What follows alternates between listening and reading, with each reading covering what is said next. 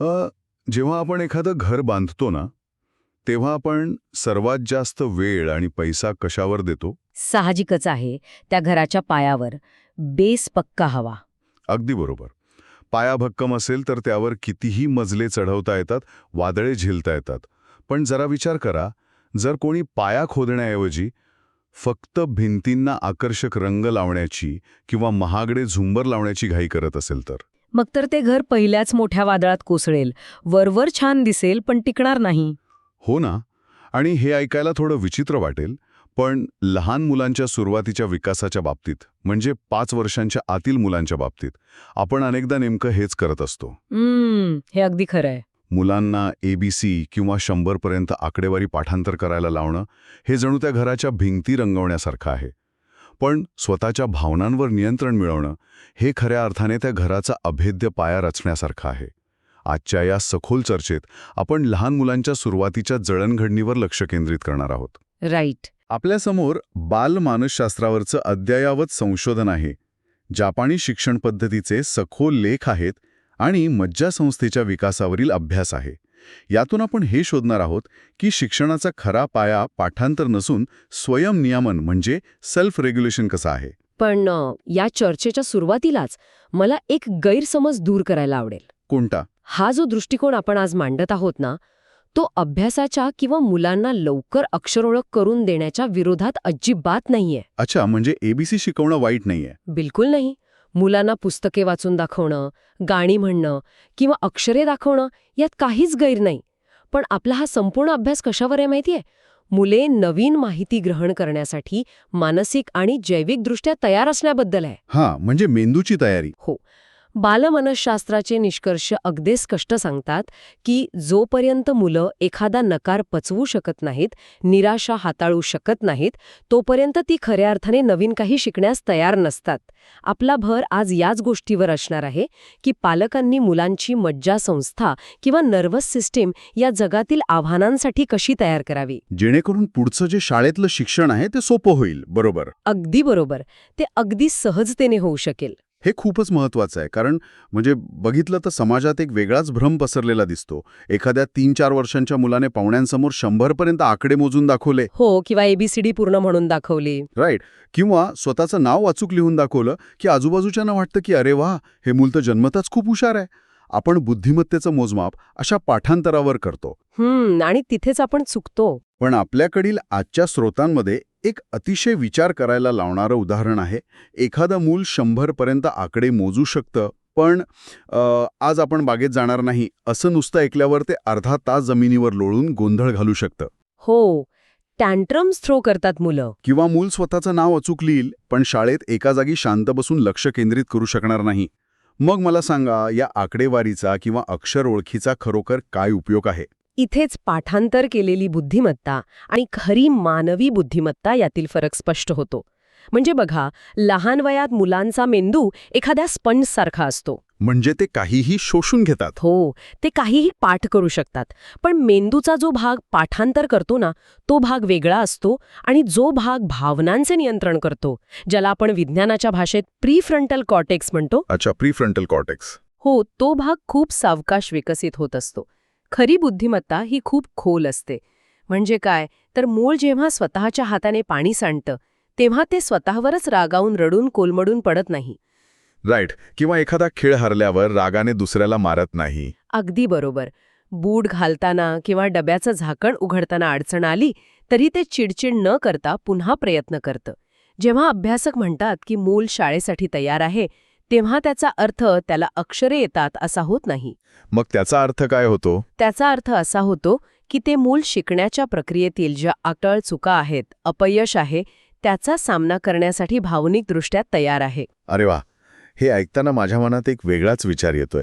म्हणजे जी मुलं लवकर वाचू शकतात किंवा लहान वयातच खूप काही पाठांतर करतात, ती हुशार नसतात असं नाहीये. नाही, तसं मुळीच नाही. पण त्यांच्या त्या हुशारीला योग्य दिशा मिळण्यासाठी हा भावनिक पाया असणं जास्त गरजेचं आहे. कारण जर एखादा मूल चुकांना घाबरत असेल तर ते नवीन काही शिकणं नेहमीच टाळेल. अगदी 100% खरं आहे हे. पण मग सर्वात मोठा प्रश्न असा उभा राहतो की ही निराशा हाताळण्याची आणि पुन्हा पुन्हा प्रयत्न करण्याची सवय मुलांमध्ये रुजवायची कशी? हां, हाच तर खरा मुद्दा आहे. आपल्या नोट्समध्ये जपानी पद्धतीतील एक अतिशय सुंदर संकल्पना दिली आहे. तिचं नाव आहे मिमामारू, हो, मिमामारू. ज्याचा शब्दशः अर्थ होतो सुरक्षा देत लक्ष ठेवणं. ही संकल्पना मला सुरुवातीला वाचताना थोडी गोंधळात टाकणारी वाटली. म्हणजे याचा अर्थ मुलाला वाऱ्यावर सोडून देणं असं तर नक्कीच नाहीये ना. नाही, अजिबात नाही. मिमामारू ही संकल्पना खरोखरच बालविकासातील एक अत्यंत प्रभावी साधन आहे. अनेक घरांमध्ये रोज सकाळी एकच दृश्य दिसतं. आपण बघतो ना, जेव्हा एखादा मूल अडखळतं तेव्हा मोठे लोक लगेच मदतीला धावून जातात. हो, म्हणजे मुलाचा बूट अडकलाय, आपण तो घालून देतो. डबा उघडत नाहीये, आपण उघडून देतो. एखादं खेळण्यातलं कोडे सुटत नाहीये, आपण ते पटकन सोडून देतो. बरोबर. आणि यामागे 2 कारणे असतात.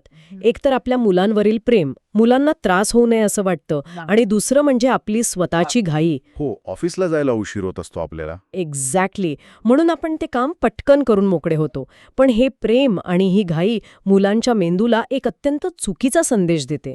आपण नकळतपणे त्यांना सांगत असतो की तू हे करू शकत नाहीस, तुला नेहमी माझी गरज आहे. अरे बापरे. हो, आणि यालाच मानसशास्त्रात लर्नेड हेल्पलेसनेस म्हणजे शिकलेली असहाय्यता म्हणतात. अच्छा, मला इथे एक साधं उदाहरण आठवतंय. समजा एखाद्या व्यक्तीने स्वतःचे स्नायू बळकट करण्यासाठी जिममध्ये जायला सुरुवात केली.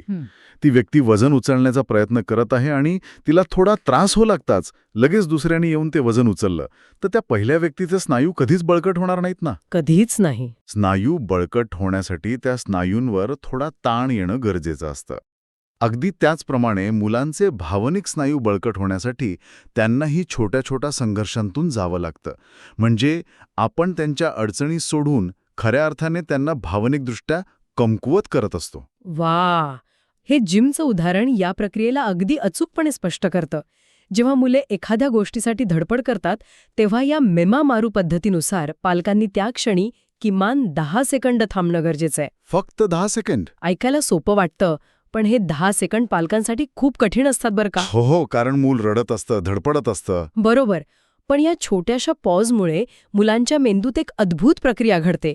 सुरुवातीला त्यांना राग येतो, पण मग त्यांचा मेंदू प्रॉब्लेम सॉल्व्हिंग मोडमध्ये म्हणजे समस्या सोडवण्याच्या मोडमध्ये जातो. अच्छा. आणि जेव्हा मूल स्वतःहून तो बूट घालतं ना, तेव्हा त्याच्या मेंदूला समजतं की अरे हे कठीण होतं, मला त्रास होत होता, पण मी यातून मार्ग काढू शकलो. आणि हेच ते स्वयंनियमन आहे. अगदी बरोबर. हे कौशल्य तुम्ही मुलांना कितीही भाषणं दिली किंवा शिक्षा केली किंवा बक्षीस दिलं तरी शिकवता येत नाही. यासाठी सुरक्षित वातावरणातील प्रत्यक्ष अडचणींचीच गरज असते. आणि समजा या 10 सेकंदांच्या पॉजनंतरही जर मुलाला खरोखरच मदतीची गरज असेल तर लगेच मी करून देतो असं म्हणणंही योग्य नाहीये, असं आपले स्रोत सांगतात. हो, तिथे एक वेगळी पद्धत वापरावी लागते. राईट. आपल्या स्रोतांमध्ये यासाठी स्कॅफोल्डिंग म्हणजेच मदतीचा सांगाडा उभा करणं हा शब्द वापरलाय. म्हणजे तुला हे जमत नाहीये, थांब मी करून देतो असं म्हणण्याऐवजी फक्त असं वळून बघ, अशी अगदी छोटीशी दिशा दाखवणं. किंवा तू चुकीचं करतोयस असं म्हणण्यापेक्षा नीट बघ बरं, अजून कोणता आकार तिथे बसू शकेल असं विचारणं. बरोबर. यामुळे मुलाला संदेश मिळतो की अडचणीच्या वेळी माझे पालक माझ्या सोबत आहेत, पण ते काम मला स्वतःलाच पूर्ण करायचं आहे. आणि या प्रक्रियेमुळे काय होतं माहितीये, पालकांचा मुलांवरील जो विश्वास आहे तो मुलांपर्यंत पोचतो. आणि जेव्हा पालक हा विश्वास वारंवार दाखवतात तेव्हा मुलं सुरुवातीला तो विश्वास उसना घेतात. म्हणजे त्यांना वाटतं की माझ्या आईवडिलांना वाटतं मी करू शकतो तर मी करू शकतो, आणि पुढे जाऊन तो विश्वास त्यांचा स्वतःचा स्वभाव बनतो. पण हे सगळं करण्यासाठी मुलांचं जग सुरक्षित आणि अंदाज बांधता येण्यासारखं म्हणजे प्रेडिक्टेबल असावं लागतं. अच्छा, म्हणजे वातावरणात स्थैर्य हवं. हो, कारण जर मुलाची मज्जासंस्था सतत तणावाखाली असेल ना, तर ते 10 सेकंदही थांबण्याची त्यांची क्षमता नसते. इथे मुलांच्या विकासातील दुसरा सर्वात महत्वाचा टप्पा समोर येतो. आणि तो म्हणजे दिनचर्येची लय, किंवा ज्याला आपण रिदम म्हणतो. अगदी बरोबर. आता बघा, दिनचर्या किंवा रुटीन म्हटलं की आपल्या डोळ्यांसमोर एका कागदावर लिहिलेले कठोर नियम येतात. म्हणजे सकाळी 7 वाजता उठायचं, 7:15 ब्रश करायचा, 7:30ला नाश्ता. एकदम मिलिटरीसारखं.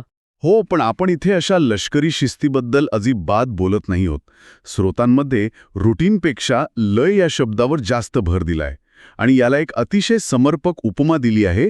या साध्या रोजच्या सवयी म्हणजे मुलांसाठी भावनिक घराच्या भिंती असतात. खूपच छान उपमा आहे ही. लय आणि लष्करी शिस्त यात एक मूलभूत फरक आहे, नाही का? हो ना. लष्करी नियम हे एका यंत्रासारखे असतात. कठोर असतात.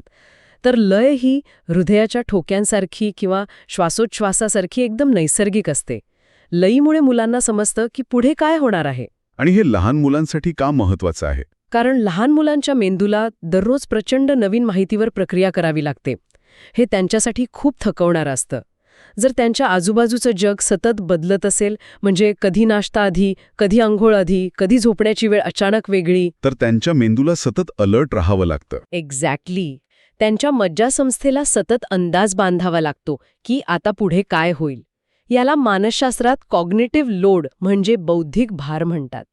पण जेव्हा त्यांचं जग एका ठराविक लयीत चालतं तेव्हा ते स्वतःला सुरक्षित मानतात. म्हणजे त्यांचा मेंदू शांत होतो. हो, आणि जेव्हा मुलं सुरक्षित अनुभवतात तेव्हा त्यांची वागणूक आपोआप सुधारते. याचा अर्थ असा होतो की बऱ्याचदा मुलांची जी विशिष्ट वागणूक असते ती मुळात विशिष्ट नसतेच, ती त्यांच्या शरीराची प्रतिक्रिया असते. अगदी बरोबर. म्हणजे एक थकलेलं, भुकेलेलं किंवा जास्त गोंधळलेलं मूल खूप लवकर चिडतं. अशावेळी या मुलाचं गोंधळ कसा थांबवू किंवा याला काय शिक्षा देऊ असा विचार करण्यापेक्षा असा कोणता दिनक्रम असावा ज्यामुळे हा गोंधळ होणारच नाही, हा विचार जास्त महत्त्वाचा ठरतो. म्हणजे आपण समस्येच्या मुळावर काम करत आहोत.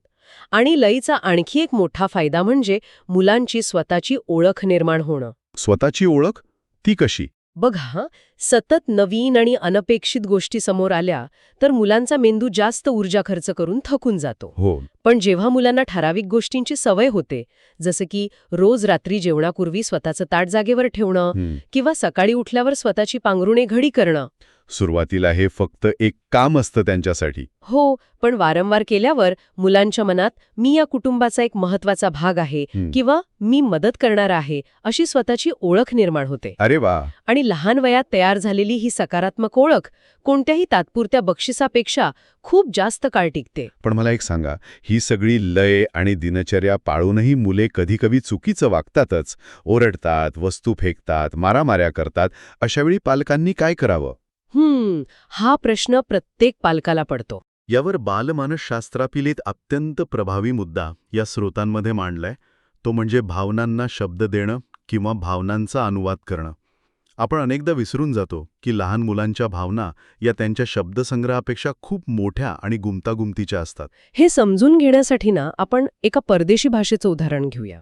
अच्छा, सांगा ना. समजा एखादी व्यक्ती अशा देशात गेलीये जिथे कोणालाही तिची भाषा समजत नाही. तिला खूप भूक लागलीये किंवा खूप भीती वाटत आहे. ती व्यक्ती समजावून सांगण्याचा प्रयत्न करतेय, पण कोणीच ऐकत नाहीये. मग शेवटी ती व्यक्ती चिडेल, वैतागून ओरडेल किंवा रागाने काहीतरी फेकेल. अगदी तसंच लहान मुलांची अवस्था अगदी तशीच असते. त्यांच्या शरीरात मोठ्या भावना उसळत असतात, म्हणजे हृदयाचे ठोके वाढलेले असतात, शरीरात उष्णता जाणवत असते. पण त्यांना मला कंटाळा आलाय किंवा मला दुर्लक्षित केल्यासारखं वाटतंय असं नेमक्या शब्दात सांगता येत नाही. आणि म्हणूनच ती मुले वस्तू फेकतात किंवा मध्ये मध्ये बोलतात. हो, अशा वेळी पालकांचं काम केवळ ती वागणूक किंवा गोंधळ थांबवणं नसतं. मग काय असतं? पालकांनी त्यांच्या भावनांना अनुवादित करून म्हणजे ट्रान्सलेट करून त्यांना तो योग्य शब्द दिला पाहिजे. म्हणजे जसं तुझा मनोरा पडल्यामुळे तुला राग आलाय आणि खूप वाईट वाटतंय. हो, किंवा तुला आणखी वेळ खेळायचं होतं पण आपल्याला घरी जावं लागतंय म्हणून तुला चिडचिड होतीये. जेव्हा आपण असं म्हणतो तेव्हा मुलाला वाटतं की अरे माझं कुणीतरी ऐकत आहे, कुणाला तरी माझी अवस्था समजत आहे. या प्रक्रियेला इंग्रजीत name it to tame it असं म्हणतात ना. राईट. म्हणजे भावनांना नाव दिल्याने मेंदूतील धोक्याची घंटा वाजवणारा भाग, ज्याला अमायग्डाला म्हणतात, तो शांत होतो. अच्छा, म्हणजे नुसतं नाव दिल्याने गोंधळाचं रूपांतर समजूतदारपणात होतं. हो ना. ज्या मुलाला मला राग आलाय हे शब्दात सांगता येतं ते मूल तो राग व्यक्त करण्यासाठी दुसऱ्याला मारामारी करण्याची शक्यता खूप कमी असते. आणि याचबरोबर जपानी पद्धतीत आणखी एका गोष्टीवर खूप भर दिला जातो, ती म्हणजे शरीराच्या माध्यमातून शिकणं. शरीराच्या माध्यमातून? हो, अक्षरे किंवा आकडे गिरवण्याचा एका जागी बसण्याआधी मुलांच्या शरीराची आणि इंद्रियांची पुरेशी हालचाल होणं अत्यंत आवश्यक असतं. हे खूपच रंजक आहे, कारण आपण बऱ्याचदा मुलांना एका जागी शांत बसायला सांगतो, अभ्यासाला बस म्हणतो. हो, पण स्रोतांमध्ये नमूद केल्याप्रमाणे जेव्हा एखादं मूल ग्लासमध्ये पाणी ओतण्याचा प्रयत्न करतं आणि पाणी खाली सांडतं तेव्हा ते फक्त मस्ती करत नसतं. मग ते काय करत असतं? ते गुरुत्वाकर्षण अनुभवत असतं. स्वतःच्या हातांच्या आणि डोळ्यांच्या हालचालींवर नियंत्रण, ज्याला हँड आय कोऑर्डिनेशन म्हणतात, ते मिळवायला शिकत असतं. उड्या मारणं, ओझे उचलणं, रांगणं ह्या गोष्टी शिक्षणातील अडथळे नसून तेच खऱ्या अर्थाने मेंदूच्या विकासाचं शिक्षण आहे. म्हणजे जपानमध्ये लहान मुलांना स्वतःची छोटी छोटी कामं स्वतःच करू दिली जातात. डबा भरणं, पाणी ओतणं, स्वतःचे बूट जागेवर ठेवणं, अगदी वर्गाची स्वच्छता करणं सुद्धा. हो. आणि इथे सर्वात महत्त्वाची गोष्ट समजून घेण्यासारखी आहे की मोठे लोक जेव्हा एखादं काम करतात तेव्हा त्यांचं ध्येय कार्यक्षमता म्हणजे एफिशियन्सी असतं. काम लवकर आणि स्वच्छ व्हावं. बरोबर. पण मुलांच्या बाबतीत ध्येय हे विकास किंवा डेव्हलपमेंट असतं. पालकांनी स्वतः काम केलं तर ते लवकर होईल, पण कधी-कधी संथपणे आणि थोड्या अस्त्यव्यस्त पद्धतीने केलेलं काम मुलांसाठी खूप मोठा धडा असतो. म्हणजे त्या सांडलेल्या पाण्यातनं आणि ते पाणी पुसून काढण्यातनं मुले लक्ष केंद्रित करायला शिकतात. अगदी बरोबर. त्यांच्या मज्जासंस्थेला प्रत्यक्ष कृतीतून असे संदेश मिळतात जे फक्त पुस्तके वाचून कधीच मिळू शकत नाहीत. पण हे सर्व ऐकताना मला एक गोष्ट प्रकर्षाने जाणवते. कोणती? मुलांना 10 सेकंद थांबून मदत करणं, त्यांच्यासाठी दिनचर्येची लय ठरवणं, त्यांच्या भावनांचा अनुवाद करणं किंवा त्यांना स्वतःची कामं स्वतः करू देणं, या सगळ्यासाठी सर्वात जास्त कशाची गरज असेल तर ती म्हणजे पालकांची स्वतःची शांतता. बरोबर. पॉइंट पकडलात तुम्ही. जर मुलांनी स्वतःच्या भावनांवर नियंत्रण मिळवावं असं वाटत असेल तर सर्वात आधी पालकांना स्वतःच्या भावनांवर नियंत्रण मिळवावं लागेल. मुले रडत असताना जर पालकच त्यांच्यावर मोठ्याने ओरडायला लागले तर मुले त्यातून काय शिकणार? या पूर्ण चर्चेचा सर्वात गाभा असलेला आणि सर्वात कठीण असा भाग आहे. कारण बघा, मुले फक्त आपण जे बोलतो त्यातून शिकत नाहीत, ती आपल्या मज्जासंस्थेची प्रतिक्रिया बघून शिकतात. म्हणजे आपलं वागणं बघून. हो, या प्रक्रियेला को-रेग्युलेशन म्हणतात. लहान मुलांच्या मेंदूमध्ये मिरर न्यूरॉन्स असतात, जे समोरच्या व्यक्तीच्या भावना हुबेहूब टिपतात. अच्छा. मूल चिडलेला असताना जर पालकांनी रागाने ओरडून प्रतिक्रिया दिली तर मुलांच्या शरीराला संदेश जातो की माझ्या या भावना खरोखरच धोकादायक आहेत, कारण माझे पालकही घाबरलेत किंवा चिडलेत. आणि उलट पक्षी जर पालकांनी शांत राहून प्रतिसाद दिला तर मुलांना त्यांच्या पालकांकडून एक सुरक्षितेचा संकेत मिळतो. त्यांना समजतं की या भावना काही वेळाने निघून जातील, त्या धोकादायक नाहीत. यासाठी पालकांनी दीर्घ श्वास घेऊन संथ आवाजात बोलणं गरजेचं असतं. पण यावर कोणताही सामान्य माणूस असा विचार करेल की हे सगळं पुस्तकात वाचायला खूप छान वाटतं, पण प्रत्यक्ष जीवनात पालकही माणसंच असतात ना. नक्कीच. त्यांना कामाचा ताण असतो, तेही थकू शकतात, निराश होऊ शकतात. मुलाने दुकानात लोळून गोंधळ घातल्यावर किंवा रोज तीच चूक केल्यावर पालकांनी नेहमी एखाद्या साधू संतासारखे किंवा रोबोटसारखे शांत राहणं कसं शक्य आहे? आणि ही अतिशय वास्तववादी अडचण आहे. संशोधक आणि अभ्यासक इथे हे स्पष्ट करतात की इथे पूर्णत्वाची म्हणजे परफेक्शनची अजिबात अपेक्षा नाहीये. म्हणजे पालक चिडू शकतात. पालक कधीच न चिडणारे रोबोट होऊ शकत नाहीत आणि तसं होणंही मुलांसाठी योग्य नाहीये. इथे सर्वात महत्वाचं काय आहे माहितीये? एखादा कठीण प्रसंग घडल्यानंतर नाते कसे पूर्ववत करावे हे मुलांना दाखवून देणं. अच्छा. याला मानसशास्त्रात रप्चर अँड रिपेअर म्हणजे नाते दुरावणे आणि पुन्हा जोडले जाणे असं म्हणतात. म्हणजे समजा सकाळी डबा भरताना पालकांचा संयम सुटला आणि ते मुलावर ओरडले, तर नंतर शांत झाल्यावर त्यांनी मुलाची माफी मागणं गरजेचं आहे. माझा स्वतःवरचा ताबा सुटला होता, मला तसं ओरडायला नको होतं, असं स्पष्ट सांगणं. हे मुलांसाठी एक खूप मोठं शिक्षण असतं. खरंच यातून मुलं शिकतात की मोठ्या माणसांकडूनही चुका होतात आणि चुका सुधारता येतात. हो, आणि सर्वात महत्वाचं म्हणजे एखाद्या कठीण प्रसंगामुळे एकमेकांवरील प्रेम किंवा नाते तुटत नाही हे त्यांना समजतं. पालकांनी दाखवलेली ही रिकव्हरी वेळोवेळी बघून पुढे मुलांची स्वतःची आंतरिक शांतता बनते. क्या बात आहे. म्हणजे शेवटी आपण जिथून सुरुवात केली होती तिथेच आलो आहोत. अगदी बरोबर. लहान मुलांच्या विकासाचा पाया हा अशा साध्या साध्या क्षणांमधूनच घडतो. थोडक्यात सांगायचं तर ABC किंवा आकडेवारी शिकवणं चुकीचं नाही, पण ती घराची सजावट आहे, पाया नाही. खरा पाया म्हणजे भावनिक सुरक्षितता, संयम आणि स्वतःवरील नियंत्रण. आणि हा पाया कोणत्याही महागड्या शाळेतून किंवा मोठ्या अभ्यासक्रमातून मिळत नाही. तो मिळतो एका छोट्याशा 10 सेकंदांच्या पॉजमधून, दिवसाच्या एका ठराविक लयीमधून, न समजलेल्या भावनांना दिलेल्या योग्य नावातून. आणि सर्वात महत्त्वाचं म्हणजे पालकांनी स्वतःमध्ये रुजवलेल्या शांततेतून आणि रप्चर अँड रिपेअरमधून. जेव्हा हा भावनिक पाया भक्कम असतो तेव्हा शाळा, अभ्यास, आकडेवारी या सर्व गोष्टी अगदी सहज आणि सोप्या होतात.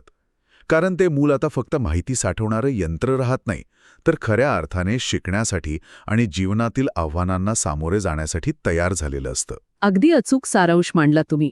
तर या सगळ्या सखोल चर्चेनंतर आपल्या श्रोत्यांच्या पलीकडे जाणारा एक विचार असा आहे जो प्रत्येकाने स्वतःला विचारण्यासारखा आहे. कोणता विचार? जर मानवी विकासाचा आणि खऱ्या बुद्धिमत्तेचा पाया हा शांतता, संयम, थांबणे आणि स्वतःहून अनुभव घेणे यावरच अवलंबून असेल, तर आजचे आपले आधुनिक आणि वेगवान जग पालकांना सतत धावपळ करायला का भाग पाडत आहे? खूप महत्वाचा प्रश्न आहे हा. आपण अशा एका नैसर्गिक प्रक्रियेला वेगवान बनवण्याचा अट्टाहास करत आहोत का, ज्यासाठी मुळातच निसर्गता, संथपणाची आणि वेळेची गरज असते? आणि कदाचित बालविकासाची ही घाईच आपण आणि आपली पुढची पिढी ज्या वाढत्या तणावाखाली जगत आहोत त्याचे मुख्य कारण तर नाही ना? नक्कीच विचार करण्यासारखी गोष्ट आहे. साध्याशा एबीसीने सुरू झालेला हा प्रवास आपल्याला आपल्या पूर्ण जीवनशैलीवर प्रश्नचिन्ह उभा करायला लावतो. श्रोत्यांनो, हा विचार नक्की करा. पुन्हा भेटूया अशाच एका नव्या विषयासह.